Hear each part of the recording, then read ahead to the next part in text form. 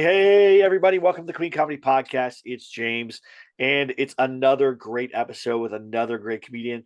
This lady is amazing. I met her like via Instagram, but not in person, and I really was like hoping to get to meet her in person, and it was great. I did get to meet her and do a great show this week.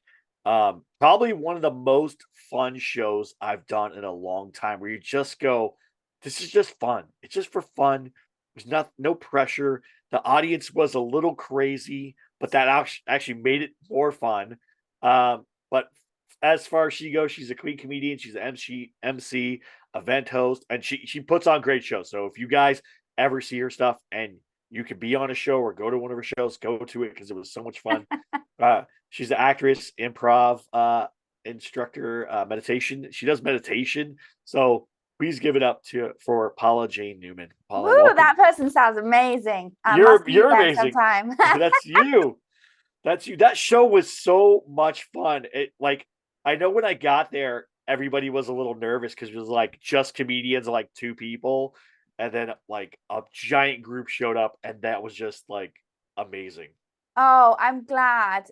Every show that I produce or attempt to co-produce with, I know for myself, my comedy flies when I feel safe and free.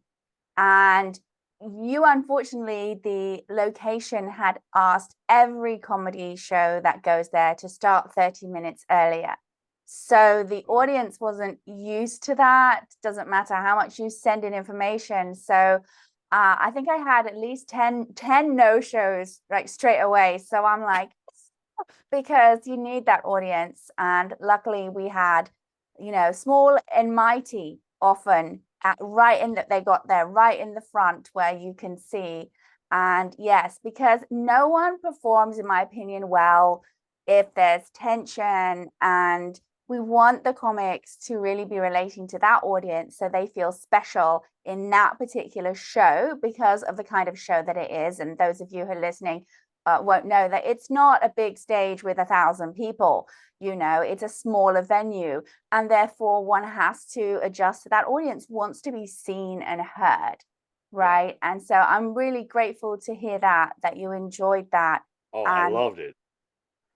yes, I, we're working hard to make sure we do that, and the actual energy of the space, as woo woo as that sounds, is on more of the positive realm, and that people come away feeling good about themselves, whether they're performers, whether there's someone who works behind the bar.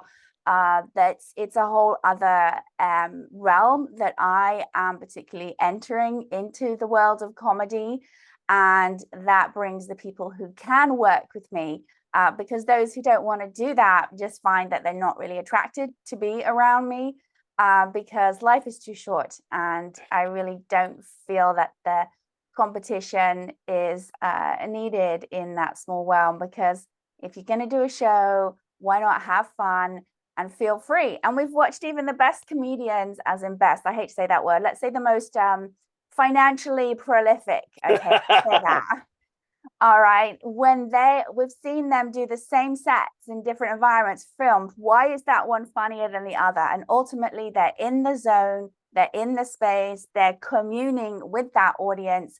And that to me always comes when someone feels free. And I just did another fundraiser, part of the Rise Up comedy, and my friend who came into town said, you know what, I'm just going to give up doing other shows other than yours, because I always have such a good time. I always feel so comfortable on stage.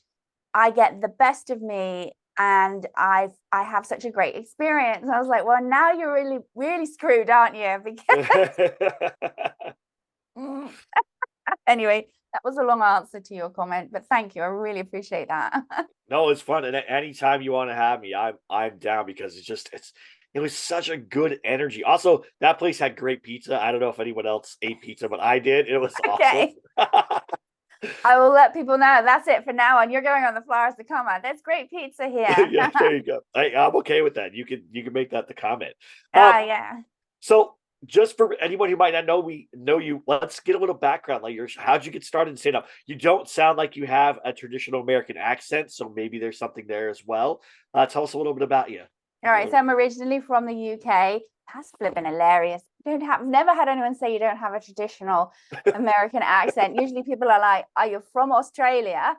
That's usually what people come up with from the States. Yeah. So I was born in the UK, in a small town by the coast. I always say, "Do you know where the Isle of Wight is?" to Americans, because they know the Beatles song, when I'm 64, when they talk about the Isle of Wight. And I knew at a young age I needed to get the heck out of England. I remember, I think I was 14, and I said to my mom, "How old do I have to be so I can legally leave home?" Wow. And she was mortified. Those must. A single mom, like, my eldest baby is going to fly the coop. How am I going to cope with the other one? But I just felt like I couldn't be me in that country. And that's so funny, because this morning I was just thinking about it. There was one newspaper, they would call it Page 3 Girls, where it was just a topless woman every day.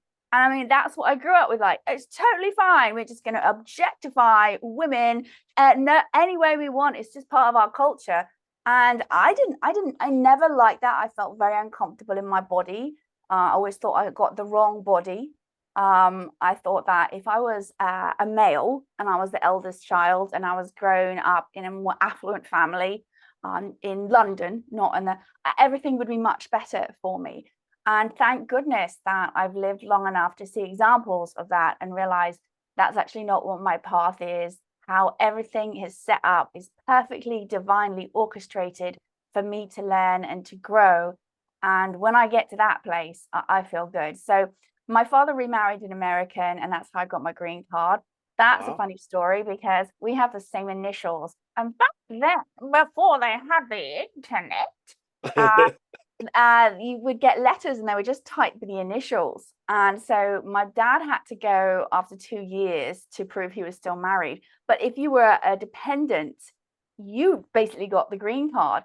And so I showed up, and my dad said, like, "Look nice, dress nice, put on a skirt." Like, for some reason, a skirt is looking nice. I don't really know why that is.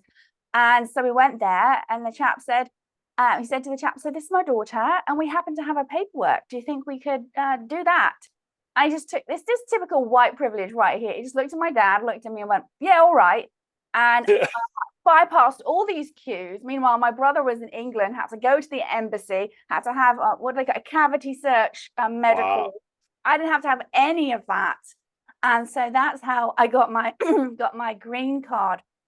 And I ended up, excuse me, I've got a little froggy. I ended up getting accepted to American University because I couldn't get into an English one. Wow.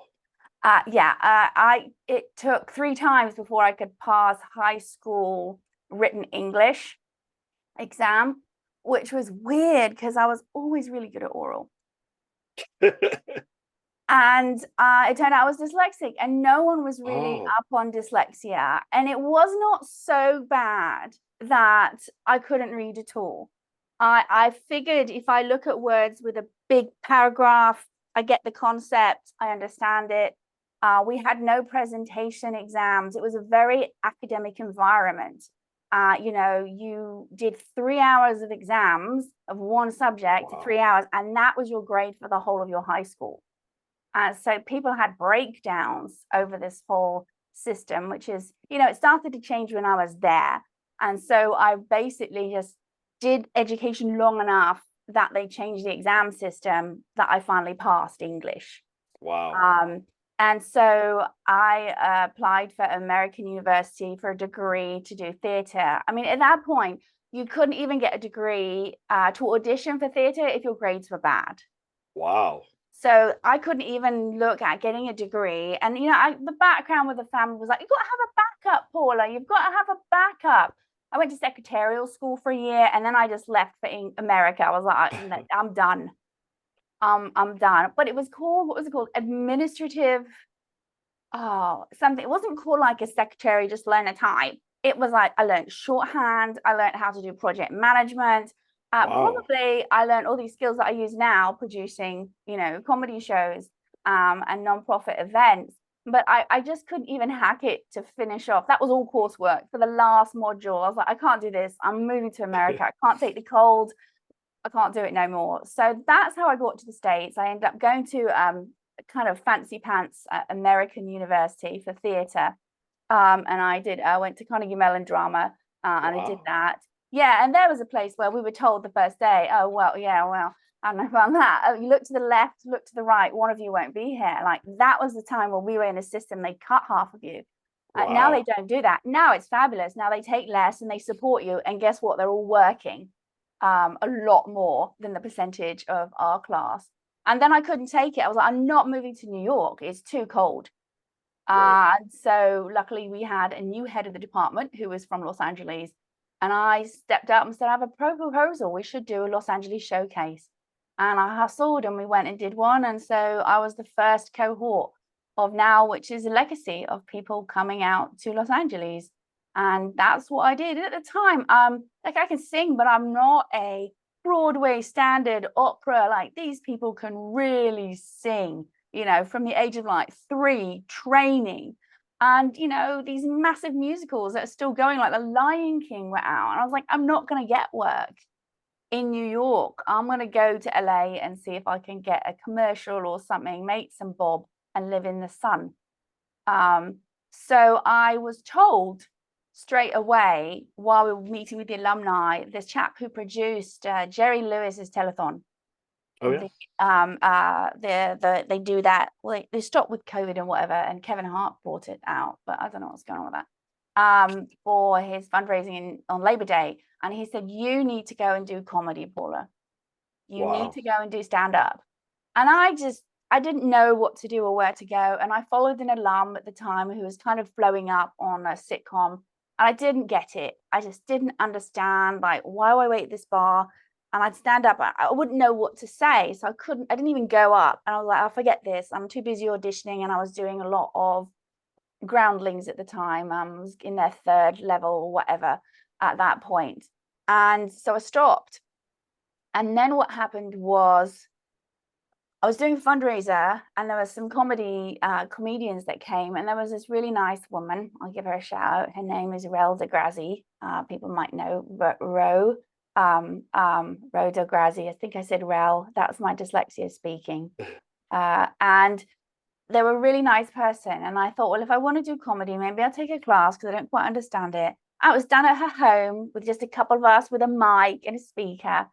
And I synced into on a walk my whole Adele thing quite quickly. And those people who have seen it on my site or whatever, it became a little bit iconic around here of me doing drunk Adele, and it came very quickly. But what happened was, and I'll be honest with you, and I feel like gone off at a tangent, but I think it's important to say, I went to an open mic, and I'm not going to say the location, and I went with a woman, and every single bloke did rape jokes. And whenever a woman would say anything, it was then the few minutes that the woman was put down. And then what happened was no women just happened to be picked out of a hat. And I thought, I'm raising a step kid who was in middle school at the time. They were having, you know, diagnosing whether it was autism, whether it was ADHD, what's going on with them. They need my energy. And I live in chronic pain from an injury that I got years ago. And, you know, raising a child, and you know about that, takes what I call the marrow out of your bones. Like to really be present and be there for a child, and whatever's going to happen as a parental figure or coach, as I like to call it, because I'm here to help coach them through life. That whole ownership thing is really quite fascinating. That happens in the PTA. That you don't get the time back. Nope. I'm not getting these years back with this child. So I stopped it. And what happened was I got brought back to it through 2020 when my wellness nonprofit became a nonprofit. And I knew that we needed to laugh. And we did a fundraiser on Zoom, a comedy fundraiser. And the next day, a friend of mine said, "Why are you not doing this, Paula?" And I said, "Well, I'm not 22. I'm not going to go and fight for 5 minutes at the Comedy Store for 2 a.m. And listen to Gen Z, you know, horror dating stories. You know, I don't really need to be envious of people who do things that I can't." And I'm joking. And he said, yeah, but you still haven't answered why you're not doing comedy. And I was like, so I started applying for jobs that I knew I wouldn't get. So I applied online to this app for a headliner job just because I was like, I don't even have that much material. I mean, this is how obnoxious I am, right? I applied for a headliner job, and in 30 minutes, they came back and they're like, you're booked. I'm like, oh. And I had meditated, I think, like that morning. And I was like, what do you really want, Paula? What is this? I want to speak my truth, tell my story, and I want to do quiz shows. I grew up in England. The comedians were always on telly doing quiz shows, and I love that. And they said, so you're booked for this, and we'd like you to come on and do some of our quiz shows. Wow. I was like, well, 2021 is going to go pretty fast if this is happening in 3 weeks' time. So I buckled down. It was all audio, because we were in COVID. So it was, and I got paid for that. And I ended up creating this beautiful relationship with this app that no longer actually does comedians and stuff anymore. They've changed their ballpark. That was for several years. And so that's how awesome. I did it. And that was, thank you. It's very kind of you. And that was then I figured out that somehow comedy is part of my destiny because my body started healing from this injury. I started being more active, and I was on a steep learning curve to be social and be back out with people again in a way I hadn't before. And finally, I surrendered, I think maybe the end of 2021, 22, and said, okay, if I'm going to do this, I'm going to do it my way. I'm going to do it in an environment where I'm helping people. So usually the nonprofit shows have a fundraising element so that people know that they're giving money to a higher cause. The comedians know that. There are no headliners in my shows, although there are people who have more experience. We never say the word headliner. In fact, often that person isn't last. I want to start to change the consciousness of how I do comedy because somehow it's my destiny. And I really feel, quite frankly, that I'm catching up with a whole bunch of, I'll say the word soulmates, but people I know from before that I maybe would have met had I gone to New York or taken a different turn, sliding doors, all that stuff, that I'm now meeting those people. And that's why it's part of my destiny, because if people say that, people sometimes say, oh, I'm making £1 million. And we all know that if making £1 million and being famous made you happy, then there wouldn't be depressed Oscar winners, would there? And I knew that at a young age, but that's how the comedy came about. That's why I continue to do it, because I'm still healing physically. And when I say that, I mean, like, I'm getting intuition of what to do. And for those who don't know what the injury is, it's called repetitive stress. You might think it would happen through my tongue, but no. It was from working on a computer and filing, and it's called myofascial pain syndrome. And they pumped me up with pain pills. They tried to numb me up, and it still didn't heal it. So I've done a lot of alternative care, but this is now bringing in what I call the brain, mind, all the way down to the soul, heart of my soul, of who I am, and connecting and fusing those together. And I personally feel that that's actually everybody's journey. The brain being the conditioning we grew up with, that may or may not vibe with who we are, and then who we really are, and understanding that it's all divinely orchestrated for our higher good in this time, in this space, for the higher good of where we live. And so we're actually all meant to be doing this and sort of fusing and figuring it out, and we get sidetracked. Yes, that's for sure. And that's part of the game, as it were. Oh, you got a little too sidetracked this time. So let's set up, just like that sort of that thing, the game. So let's reset up the game and do it again. Let's rewrap back to one, but we'll do a different scenario to see if you get it. So that's why I definitely feel it is part of my destiny. And when I live in that space, and I'm human, so I get a little, but sometimes that I'm much freer, and then things come to me, and life is fun. That's great. I love that you're mending the the soul and the mind thing, because a lot of us get detached from those pieces of ourselves. What we're told we should be doing versus what we want to do are not the same things, right? Like, if you were a kid and you were growing up and you said, I wanted to be a stand-up comedian, everyone would say, like what your parents said, you need a backup plan, or Yeah, that's great. Do that as a hobby, go do something else for a living, right? And I did that too. I did my life of, I went to the military, I went to college, I have 2 master's degrees. I hated working in the corporate world. I absolutely hated it. But I was always known as the funny guy wherever I went with whatever group of people I was. And people would say to me randomly, you should do stand up, right? And I didn't had no clue how that worked. And so I would go, oh, I don't want to be an actor, right? Because I assumed you had to be an actor and then you could be a stand-up. I didn't know it was vice versa, or you could, do stand-up and you didn't have to do any acting. So I pushed it off until I was 35 years old. And then I was like, now I should do this thing that I wasted all my life. I could have been doing stand-up. I might be way further ahead and be able to open more doors for other people and give a lot of opportunities.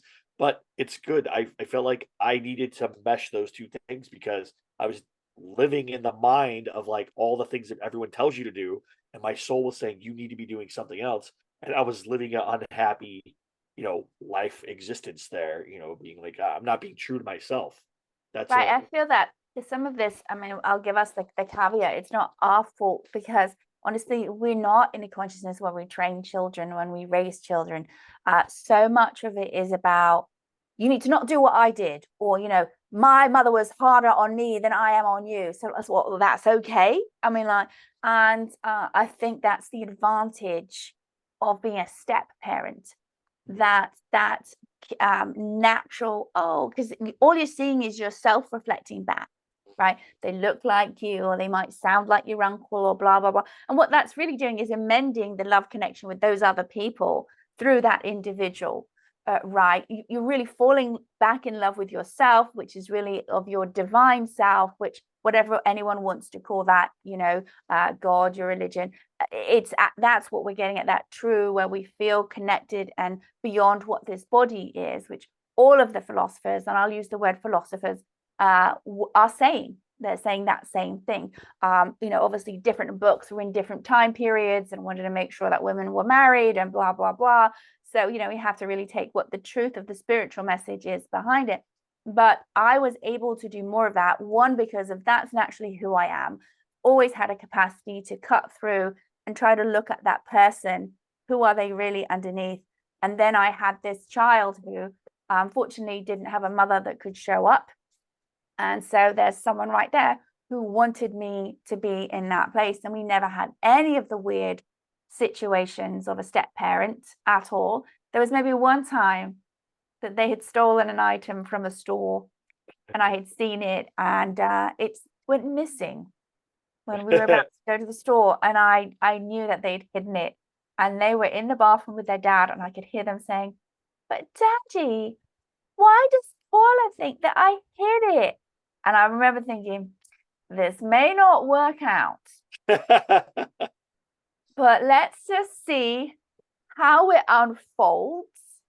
And there we were one day in the car, and I got one of those extra long mirrors, so you can see the kid in the back seat, right? And yep. Tilt it, because I wasn't need to check on what they're doing. That's like a parent thing right there, like, what are they doing?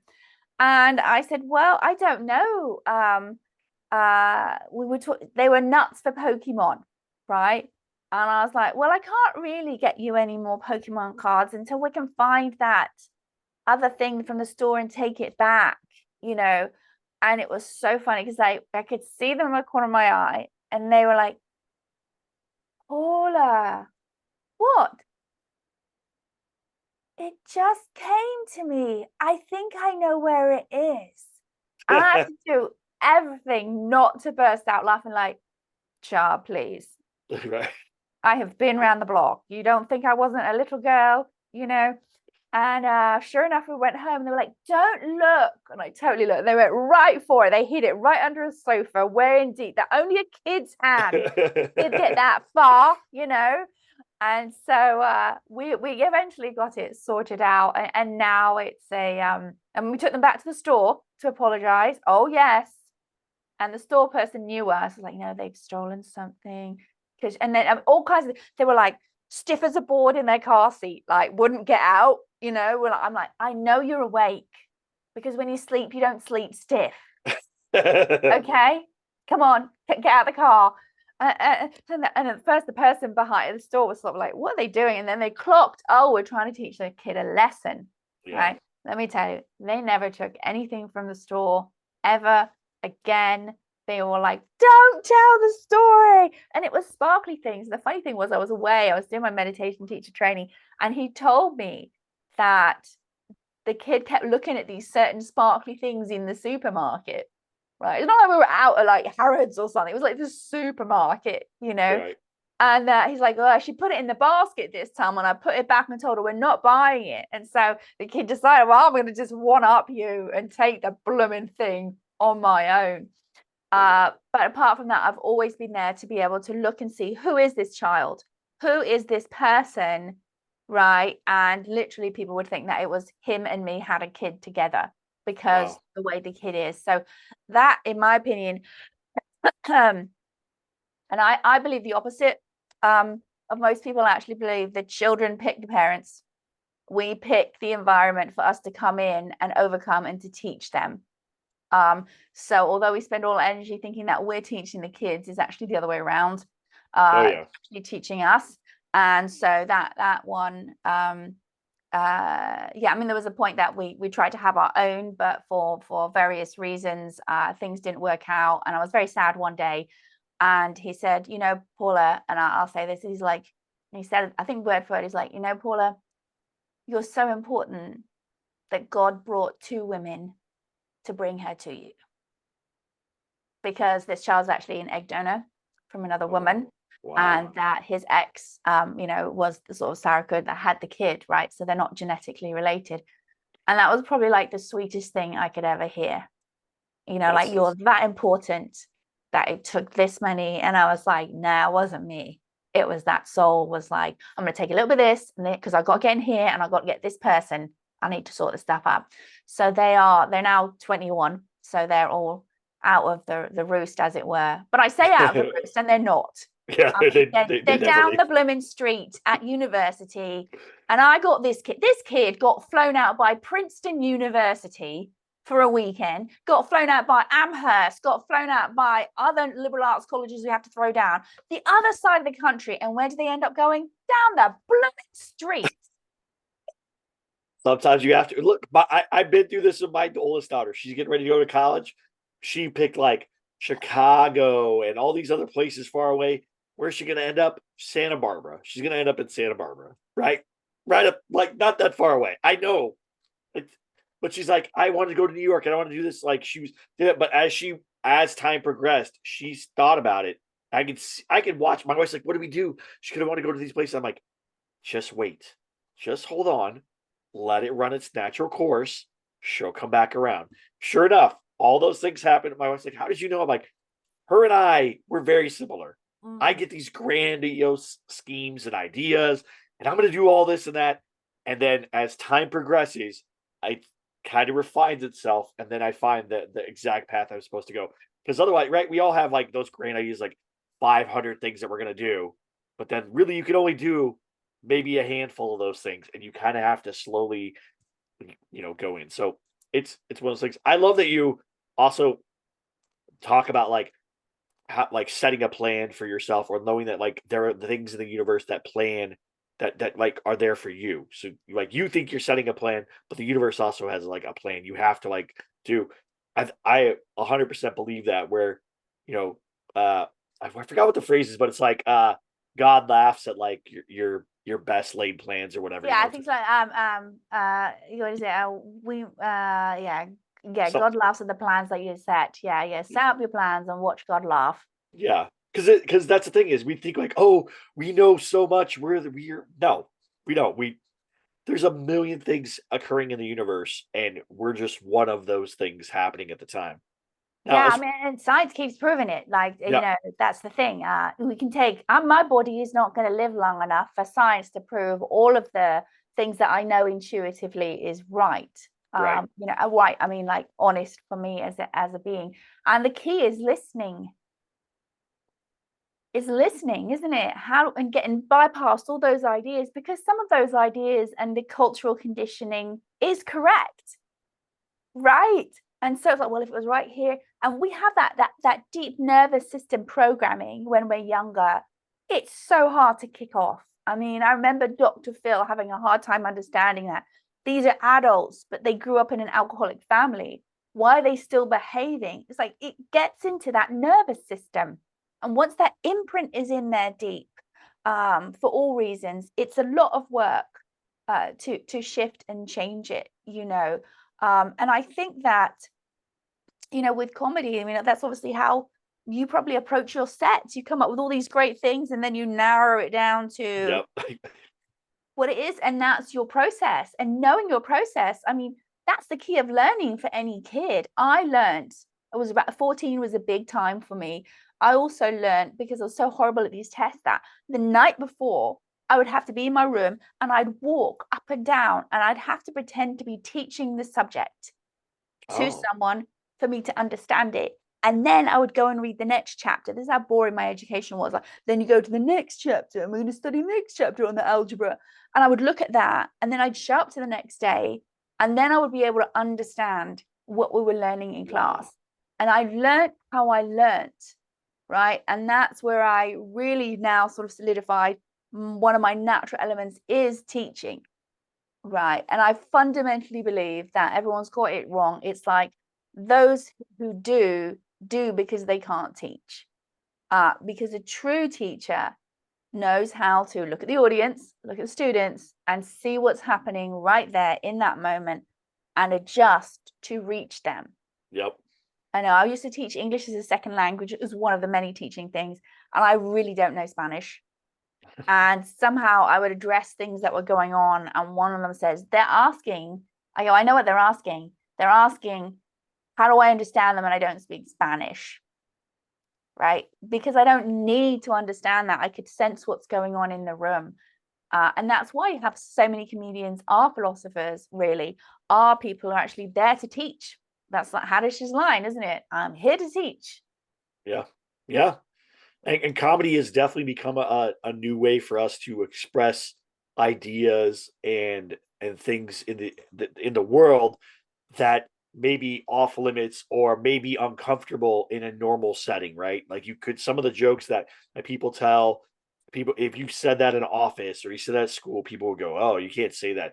But on a stage as a comedian, you could say a lot of things that people will go, "Oh, that's a great point," or "Oh, I never thought of that," or whatever. And it doesn't have to be dark or aggressive or whatever stuff. It's just something about life, and you say that moment, and people connect with you in that moment and go, "Yeah, I never either," or "I never thought of that," or "Oh my gosh, that's exactly a good point." Whatever it is, I've seen that and I've had that happen, and you just go, "This is a great moment." We're all in that moment on stage as you're doing stand up. You're all in the same place at the same time. You're all living the same shared experience, and that's why I think that your show did so well. We were all living that shared experience in a tight, small room. Which some of those bigger rooms, it's hard to get that experience for everybody. But in that small room with the Oaks there, where we're doing it, everyone was in that moment, and it was so amazing and impactful. Every comedian, actually, I forgot his name. Is it Gumby or Gumbo? Mm-hmm. What's his name? The last one, Gumbo. Gumbo. He sat on a stool, like on a chair, and did his set. And everyone, if you looked around the room, everyone leaned in to watch him do this. Everyone leaned in, and it was amazing. He's gonna do the Netflix as a joke thing, but everyone leaned in, and it was just like one of those moments where you loved every second of his set. And I was like, wow. I remember just like I looked around the room for a minute because I was like, well, I know we're all like captivated. I want to see if everybody is. And I looked, everyone, it's eyes glued, leaned in, on point. That to me is the best part of comedy, is connecting with people. Mm-hmm. Mm-hmm. Now, Yes. if you had to go back and start your comedy journey all over, right, knowing what you know now, Mm. and you had to give yourself just one piece of advice to start over, what would that one piece of advice be? So let's imagine I was going back to when I first did it there. Gosh, was way more toxic, the environment there for women, than it, COVID really blasted out a lot, to be Right. honest with you. The advice that I would do is because then you really had to do the old boys network. It would be to not take things so personally. That is a hard one. It's all a game. Yeah. And I think that at that point, is then I hadn't really understood that fame is destined. Oh. I hadn't met enough people who were famous or people who didn't become famous or celebrity status to understand that it's a path that's set out for a spiritual growth reason. I thought it was based on my talent then, and if I did this, and so that would cause like and it would cause tension, and I wasn't free enough. That I'd probably say don't take it so personally, and fame is destined. I like that. That makes you feel a little hopeful and a little hopeless at the same time, if that makes sense. Like where I go, okay, if it's destined, is that my destiny at some point to have that? Because I don't want fame, and I think I've said this before, I don't want fame for the sake of fame. I want fame for the sake of being able to do something impactful with that fame. You know what I'm saying? So Like, what you're looking for is okay, recognition. okay. That makes more sense, yes. So you're really looking for recognition, which you were in an environment with our show and felt recognized, not only with the audience, but with the fellow comedians and the space, right? I have a friend of mine who, used to work before they had their children a lot on TV and turned down after a pilot because of their Christian beliefs. It was a big thing, right? So they were like on the way up. And I said, well, what do you really want? And they said, well, what I want actually is to be able to work and not have to deal with all that crazy fame stuff. And I said, so right now, that's exactly what you are. And she took a minute and was like, what? I go, you're working. You just did a guest spot. You now have another commercial. You're working and you don't have that. It's happening right now. And it's like, when we can find the real kernel of what we're looking for, that recognition of who you are as a person and your art, and then you go and you look for that in all the work that you do, you're going to work more, and you're actually probably going to get more like financial success with it. But you're going to feel whole. I promise you, JD. You start looking at all of your sets, all your shows that you do, that what you want is recognition, and the kind of recognition that you want to fill you up whole, everything else will melt away, because that's what people, fame is often thought of. I need to be recognized. I wasn't seen, I wasn't heard, which is 99% of everyone. Yep. Right? As a child, all reasons, no matter if you had a lovely household or not, okay? Because, everyone has ideas. There's a certain child that's a favorite, blah, blah, blah. That being seen and heard is what it's really about, right? And so that's when I decided to shift everything to provide a space where everyone is seen and heard to the best of my capacity, and see if we can bring that energetic experience of people feeling good about themselves inside. Because come off a great show, oh my god, that you had them in the palm of your hands, that was brilliant, and then I'll go back and I'll look at the footage and my brain will go, wasn't that funny? Thank you. I'm glad I'm not the only one that does that, where I go like, that was a great, people will be like, that was a great show, it was a great show. You go back and watch it and you go, it's okay. Well, I don't know why. I don't know why that happens. They're going off of the energetic experience of what's happening in that moment. Yeah. Right. And I learned something. I was down in Australia doing a bunch of comedy stuff, and it was definitely a culture gap, and I had horrible jet lag. And my friend said this is a consoling measure, and I really didn't need consoling. I was just so hard on myself that they were like, Paula, you're never as bad as you think you are, and you're never as funny as you think you are. And I was like, you know what? They're right. Because I rewatched that footage and I was like, that was not a bad set. In fact, the next day I went and did a gig and someone's like, yeah, I saw you last night. I was like, oh my gosh, I was so embarrassed. I was like, that was horrible. And they were like, what are you talking about? If that's you bombing, then watch out.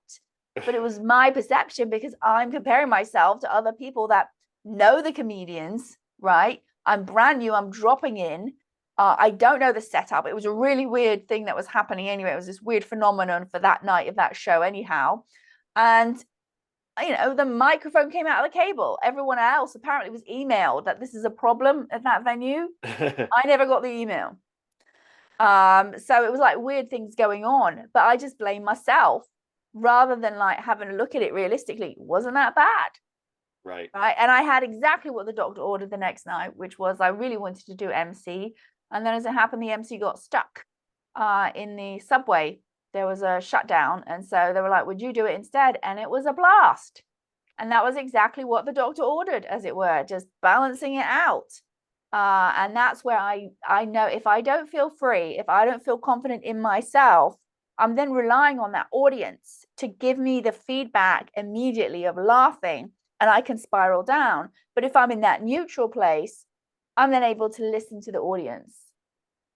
And then it doesn't matter the words that come out, because it's the emotional response, which is when you have them in the palm of your hands. It's are you in the moment and you are being funny, that being you. The words are important. We can do joke shops, but ultimately it's what is JD doing that makes JD funny. What is Paula Jane doing that is a Paula Jane. And I had my show and I watched, because I got the new people, regular people for healing, comedy for healing, to do a set. And this one chap was like, I don't need a mic, right? And they weren't, I thought they were laughing at him being funny, but what they're laughing at when I watched it was me going like on the side. And that was Paula being Paula. Right. I'm like, oh, that's what's funny, is me just having this, like having a reaction, but I'm not really upset reaction. I was like, okay, good. I'm learning even more, like, how do we be our authentic self? This is why I think comedy is so important, because we're learning, who are we? What is our authentic self? And, people have done it a long time will say it takes 10 years. I don't think it does if you approach comedy a different way. I like that. That right there. That is it. Like that is the like gold nugget diamond of the show. Approach it that way. Approach of being your true self. And I think a lot of times we forget, because we want to be, at least when I started, you want to be some other comedian. You're comparing yourself to some other comedian you idolize, you like. I really love Chris Rock. I really love Jerry Seinfeld. So I tried to write jokes like Jerry Seinfeld, and I tried to perform them like Chris Rock. I will tell you right now, that's a terrible combination. Don't try to do that. Jerry Seinfeld trying to perform his jokes like Chris Rock, it's not going to work. It's not going to work for anybody. And so it took a little while, but that is good. When you're your authentic self, you're the best version of yourself. You are the most pure version of yourself, and you're the version that lights up a room. And that's why the friends would say to you, you should do comedy. Yeah, all the time. And really, I'm not just like toot my own horn, but it happened. We've done it several times. We're getting it bigger. The last time there was a chap who was 68 years young, had major back surgeries, gone through major infections with a walker, came on stage. Maybe some of it was cheesy, but it was them being them. And the other participant said to me, am I a little off that this seems so easy to get this 3-minute set? And I said, no, you're not off. And I thought the same thing, because it took several years or various classes. Like, how do I get a tight set about Paula? But I'm teaching you how you are funny. Yeah. And you bring yourself to the stage, and you're bypassing years of comedy. I will say trauma. Yeah, that's a good word for it. Comedy trauma. Comedy trauma. Well, Paula, I'm so glad that you came. I'm so glad that we talked. It was just so much fun. Where can people find you? Where can they find more of your shows, what you're doing, all the stuff that you're into? Where can they go for that kind of stuff? Oh, I love it. Thank you for asking. Well, there's always my basic website, paulajanenewman.com. That's just like Paul Newman. That's how it's spelled, with an A and Jane, the most boring way to write my name. But there's also awaremeditation.com. That's the nonprofit. And down there, you'll see the Rise Up Comedy on Instagram for the same thing as Paula Jane Newman as well. Those are the best ways, and you can find out. Usually shows I put in my stories for Instagram, because it's just too many and things change. But the Rise Up Comedy is where I really want to help change the world for a better place, not only going eventually into treatment centers or even like, kids' orphanages and things, get kids to just maybe talking about what's going on, and kids with, regular with parents making jokes about their curfews and things. It opens up a conversation, and I'll just say it's real quick. Like the last person, they said, I was a bit nervous about the closer. And I realized it was because I hadn't approached my spouse about some deeper issues. Wow. And through this, we've now got to another level of our relationship because we're dealing with some stuff. And it was very surface level stuff, but they needed to okay that with them because there's a deeper element. And I said, this is what this course is about. That's if amazing. Your marriage is now more solidified as a result of doing a 5-week comedy class, first of all, it's way cheaper than any therapy. And you discovered it for yourself. Yeah, that's true.